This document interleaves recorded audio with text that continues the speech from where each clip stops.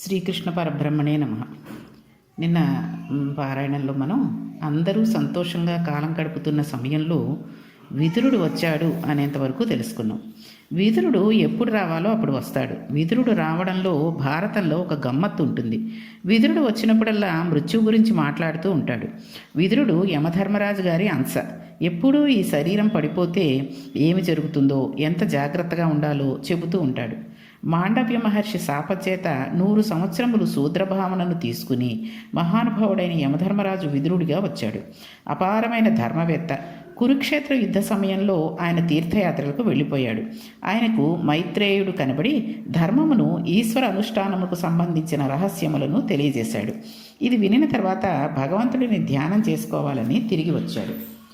హస్తినాపురం వచ్చిన తర్వాత ధర్మరాజు గారు ఎదురు వెళ్ళి తీసుకుని వచ్చాడు. పెద్దలు కనబడినప్పుడు ఎలా మాట్లాడాలో ధర్మరాజు మాట్లాడినప్పుడు చూడాలి. భారతంలో కానీ భాగవతంలో కానీ ధర్మరాజు మాట్లాడితే చాలా గంభీరంగా ఉంటుంది. ఆయన వెర్రివాడిలా తెలుగు తక్కువ వాళ్ళ మాట్లాడు. ధర్మరాజుకి అలా మాట్లాడడం రాకపోతే భీముడిని ఎవరు అదుపు చేయగలరు? భీమసేనుని అదుపు చేయాలంటే ధర్మరాజు గారి మాటలకే సాధ్యం. అందుకే విరాట పర్వంలో చూడండి, భీముడు చెట్టు పీకేస్తూ ఉంటే ధర్మరాజు ఒక మాట అనేసరికి భీముడు ఆగిపోతాడు.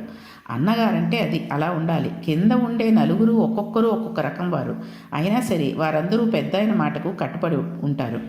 ఈ గౌరవం వాళ్ళకు ఉంది. అలా ఉంచగలగడం ఆయనకు తెలుసు. అన్నదమ్ములంటే అలా ఉండాలి. అంతేగాని ఒకడు చెప్పిన మాట ఒకడు వింటే ఏమైపోతాము, ఎందుకు వినాలి అనుకోవడం.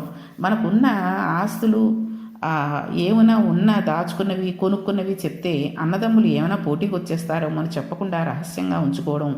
అసలు కొంతమంది అయితే పెళ్లి కుదిరిన తర్వాత పెళ్లి శుభలేఖ ఇచ్చేంత వరకు కూడా అన్నగారికి వదిన గారికి చెప్పిన వాళ్ళు కూడా ఉంటారు. వాళ్ళ పిల్ల పెళ్లి కానీ పిల్లాడి పెళ్లి కానీ వచ్చి కుదిరినప్పుడు.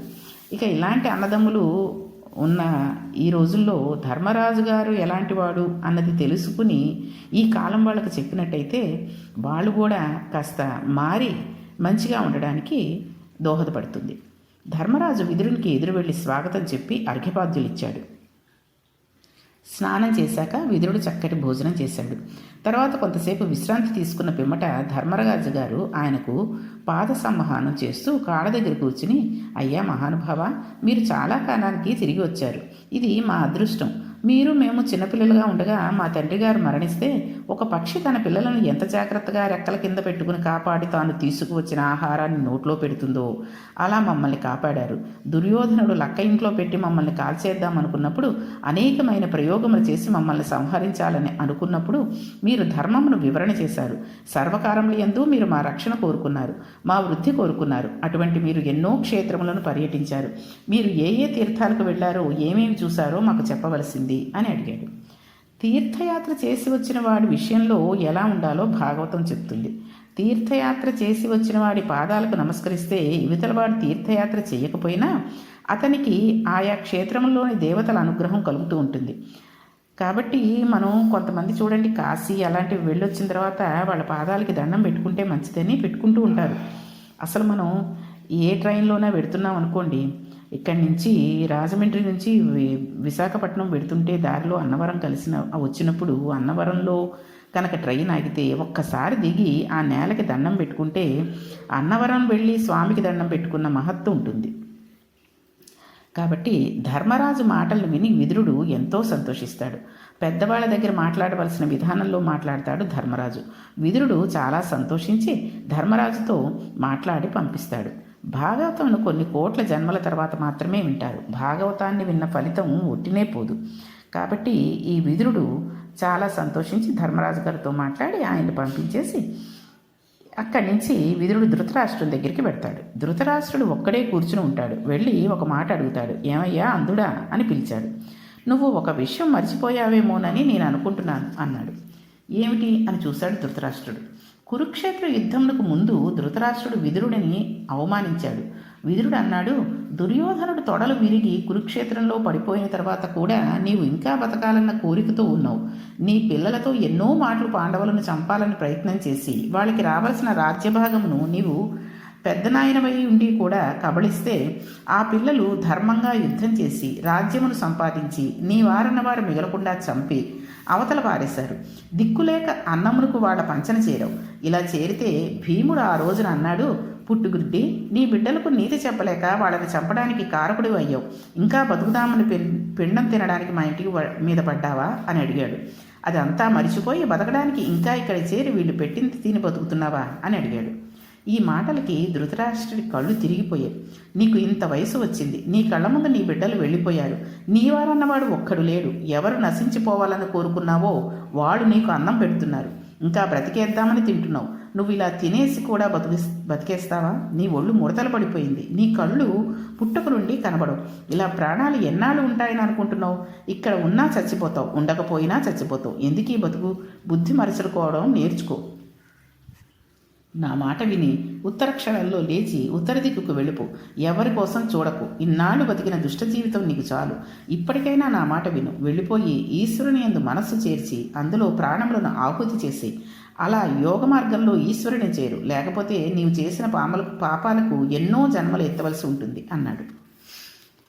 ఇది కేవలం ధృతరాష్ట్రుడికి విదురుడు చెప్పాడనే కాదు, సహజంగా సర్వసాధారణంగా చాలామంది ఒకళ్ళు పాడైపోవాలని కోరుకుంటూ ఉంటారు. కుటుంబాలలో చాలామంది అనుకుంటూ ఉంటారు వాడికి ఏమి రాకూడదు, వాళ్ళ పిల్లలు అభివృద్ధిలోకి రాకూడదు అని. కానీ భగవంతుడు అన్నవాడు ధర్మం ఎటుంటుందో అటే చేస్తాడు. కాబట్టి ఆ పిల్లల్ని అది అభివృద్ధి చేసి వాళ్ళు వీళ్ళింట్లోనే 4 రోజులు ఉండి వాళ్ళ మీదే ఆధారపడేటటువంటి పరిస్థితిని తెచ్చేస్తూ ఉంటాడు. అటువంటి పరిస్థితి వచ్చింది, అయ్యో వీళ్ళని ఇన్నాళ్ళు ఇంతలా మనం బాధ పెట్టామే అని కూడా ఉండదు కొంతమందికి. అదే ధృతరాష్ట్రుడికి చేసిన అలాంటి ధృతరాష్ట్రులు మన కాలంలో కూడా చాలామంది ఉన్నారు. విదురుడు అన్న మాటలకు ధృతరాష్ట్రుడు వెంటనే లేచాడు. గొప్ప మాట చెప్పావయ్యా, నిజమే. ఇంకా నేను ఎవరి కోసం బతకాలి? భీముడు మొదలైన వాళ్ళు పెడుతున్న ఈ నెత్తుటి కూడి తిని ఇంకా సంతోషంగా బతికేస్తానా? నాకు రోత పుట్టింది, వెళ్ళిపోతున్నాను అన్నాడు. ఈ రకంగా వాళ్ళు జ్ఞానోదయం అయ్యి వెళ్ళిపోయారనుకోండి, చాలా సంతోషం. లేదు ఇంకా పక్కడే పడి ఉండి వాళ్ళ మీద వీళ్ళకి వీళ్ళ మీద వాళ్ళకి చెబుతూ కూర్చున్నారనుకోండి, ఇంకా వాళ్ళ జీవితం ఏంటండి? ఏమిటో ఉపయోగం ఏముంది? ఒక వయసు వచ్చేసిన తర్వాత మనిషి దృష్టి దేని మీదకి వెళ్ళిపోవాలో విదురుడు చెబుతున్నాడు. ఆయన ధృతరాష్ట్రునికి మాత్రమే చెప్పడం లేదు, కళ్ళు మూసుకుపోయిన వారందరికీ చెబుతున్నాడు. శరీరం పడిపోయే సమయం దగ్గరికి వచ్చేసరికి మన మనస్సు ఎటువైపు వెళ్ళవలసిన అవసరం ఉన్నదో విదురుడు చెప్తున్నాడు. ఇంకా కోడల మీద దెప్పుళ్ళు, కూతురి మీద దెప్పుళ్ళు, పెద్ద కోడలింటికి వెళ్ళి రెండో కోడల మీద నేరాలు, రెండో కోడల మీద ఇంటికి వెళ్ళి పెద్ద కోడల మీద నేరాలు, గుళ్ళోకి వెళ్ళి కూడా నలుగురిని కూర్చోబెట్టుకుని తన వాళ్ళ మీద నేరాలు, ఇలా చెప్తుంటే ఎప్పటికీ ఆ మనస్సు ఈశ్వరుడి మీద లగ్నం అవుతుంది. అదేంటో నేనే అన్నీ చేయగలను, నాకే అన్నీ తెలుసు అన్నట్టుగా మాట్లాడుతూ ఉంటారు. తను ఒక ఇంటి కోడలే, తను కూడా ఒక ఇంటికి కొడుకే, ఒక ఇంటి అల్లుడే. అటువంటి పరిస్థితుల్లో ఈ పిల్లల మీద నేరాలు చెప్పుకోవడం ఎందుకు? నీకు కుదిరిందా వాళ్ళని ఇలా చెయ్యమ్మా అని చెప్పడం, లేదా మాట్లాడకుండా నీ మనస్సుని భగవంతుడి మీద చెయ్యి. ఎప్పుడో రిటైర్ అయిపోయాక దేవుడి గుళ్ళకి వెడదాం, దేవుని పూజిద్దాం, అప్పటి వరకు హాయిగా ఉందాం అనుకుంటూ ఉంటారు. ఇంకొంతమంది రిటైర్ అయిపోయాం, 60లో 20లాగా ఇప్పుడు చాలా ఎంజాయ్ చేస్తున్నాం అంటారు. ఎంజాయ్మెంట్ ఏమిటండి? 60 ఏళ్ళు వచ్చిన తర్వాత ఇంకా పోయే ముందు ఆ ఎంజాయ్మెంట్ ఉంటుందా? భగవంతుడికి మనం చేసుకున్న సేవకులు మనకి నిలబడతాయా? అలా పాపాలు చేసుకునే జన్మజన్మలు ఎత్తి ఎత్తి ఎత్తి అలా పాపాలలో బతికే బదులు చక్కగా భగవన్నామస్మరణం చేసి మోక్షాన్ని పొంది జన్మ లేకుండా చేసుకుంటే మంచిది కదా. చూడండి, జుట్టు తెల్లబడిపోతుంది, ఒళ్ళు ముడతలు పడిపోతుంది, పలకలు పలకగా చేప పులుసులు పోయి చర్మం అంతా అద్దంలా చలిగాలికి ఎక్కడికెక్కడికో విడిపోతూ ఉంటుంది. పూర్వం ఉన్న పటుత్వం లేదు, చేతులు వణుకుతున్నాయి, కూర్చుని లేద్దామంటే మోకాళ్ళు కొంచెం నొప్పి పెడుతున్నాయి. పూర్వంలా కొంచెం ఎక్కువ తింటే జీర్ణం కావడం లేదు, తేన్పులు వస్తున్నాయి. ఒక రాత్రి నిద్ర లేకపోతే ఉండలేకపోతున్నాం. పిల్లల పెద్దవాళ్ళు అయిపోయారు, వాళ్ళు చేసుకోవాల్సిన వాళ్ళు చేసుకుంటున్నారు. మనం అస్తమానం ఒరే నీకు జీతం ఎంత వస్తుంది, ఏం ఖర్చు పెట్టావు, మీ ఆవిడ సరిగ్గా చేస్తోందా అని అడిగితే వాడు విసుక్కుంటాడు. నిన్ను చూసేసరికి డబ్బు లెక్క పెట్టుకుంటున్న నీ కొడుకు డబ్బును వెనక్కి పెట్టేసుకునే రోజు వచ్చిందంటే ఇంకంతకంటే దారిద్ర్యం ఏమీ ఉండదు. ఇంకా ఎందుకు బతికేస్తానంటావు? చచ్చే వరకు బతుకుతావు. కాబట్టి ఈలోగా మనస్సును దైవం వైపు మరుచుకోవాలి. అలా కాకపోతే మనం ధృతరాష్ట్రం అయిపోతాం. అది నేర్పుతున్నాడు విదురుడు. ఈ మాటలు చెప్తే ధృతరాష్ట్రుడు బయలుదేరిపోయాడు. అలా బయలుదేరి వెళ్ళేటప్పటికీ గాంధారికి కూడా చెప్పలేదు. ఇది విచిత్రం.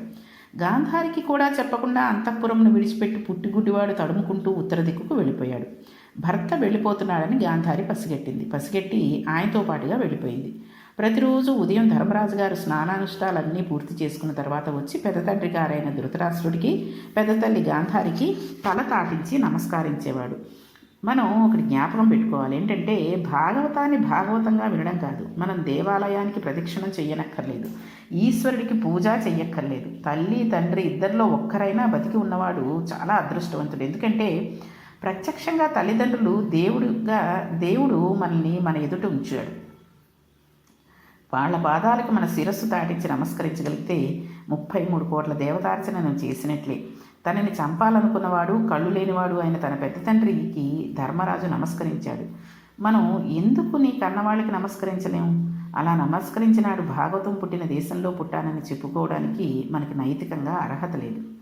రోజు పోనీ పాదాలకి పూజ చేసి దండం పెట్టుకోకలే, వాళ్ళకి ఇవ్వాల్సిన మర్యాద కనీసంలో కనీసం మర్యాద. వాళ్ళు వచ్చినప్పుడు నుంచున్నప్పుడు మనం లేచి వాళ్ళకి సీట్ ఇవ్వడం. ఎక్కడైనా వెళ్ళినప్పుడు తల్లికి తండ్రికి కొంతమంది ఉంటారు, స్టేషన్లలో చూస్తూ ఉంటాం.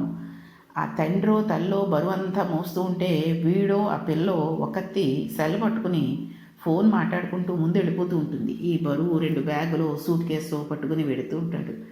ఇంకా అంత వయసు వచ్చిన తర్వాత నువ్వు తల్లిని తండ్రికి సాయం చేయకుండా ఉన్న బతుకు కూడా ఒక బతికేనా? వాళ్ళకి ఇవ్వని గౌరవం, వాళ్ళని చెయ్యని పూజ మనం ఎవరికి చేసినా, ఎంత ఈశ్వరుడికి చేసినా ఈశ్వరుడు సంతోషించలేడు. ఆ రోజు కూడా ధృతరాష్ట్రుడికి నమస్కరించడానికి అంతఃపురానికి వచ్చాడు ధర్మరాజు. ఆయన కనబడలేదు. కనబడకపోతే బెంగ పెట్టుకుని ఏడ్చాడు ధర్మరాజు. నేను తమ్ముడి బిడ్డను, నా వలన ఏదో అపకారం జరిగి ఉంటుంది, నా నోటి నుండి ఏదో పొల్లుమాట జరిగిపోయి ఉంటుంది. నా పెద్ద తండ్రి అంధుడు, వృద్ధుడు, ఆయన బిడ్డలందరూ మరణించారు. వీళ్ళ వలన ఇంకా సుఖపడలేనని ఏ అగాత్యం చేసుకోవడానికి వెళ్ళిపోయాడో నాకు చాలా బెంగగా ఉంది. నా పెద్ద తల్లి గాంధారిమాత కూడా కనబడడం లేదు. అయ్యో, నేను ఎంత పొరపాటు చేశాను, నా తల్లిదండ్రులు వెళ్ళిపోయారు అని ధర్మరాజు అంతటి వాడు ఏడ్చాడు. అది ధర్మం అంటే. ఇక్కడ ఈ దేశంలో పుట్టి తల్లిదండ్రులు వృద్ధాశ్రమంలో చేర్చిన వాడిని ఏమనాలండి? ధర్మరాజుని చూసిన తర్వాత అటువంటి వాళ్ళని ఏమనాలి? ఈ వయసులో చేసుకోవాల్సిన ఈశ్వరార్చనకు వెళ్ళిపోయిన వాళ్ళ కోసం ఏడ్చిన ధర్మరాజు పుట్టిన గడ్డలో మనం పుట్టాం.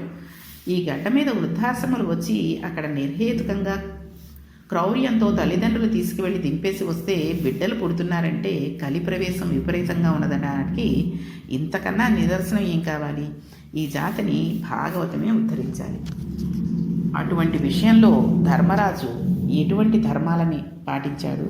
ఈ విషయం చూసి ధృతరాష్ట్రుడు వెళ్ళిపోయాడని ధర్మరాజు బాధపడుతుండగా విదురుడు వచ్చి ఏ రకంగా ఊరడించాడు అనే విషయాలని రేపటి పారాయణలో తెలుసుకుందాం. శ్రీకృష్ణ పరబ్రహ్మణే నమః.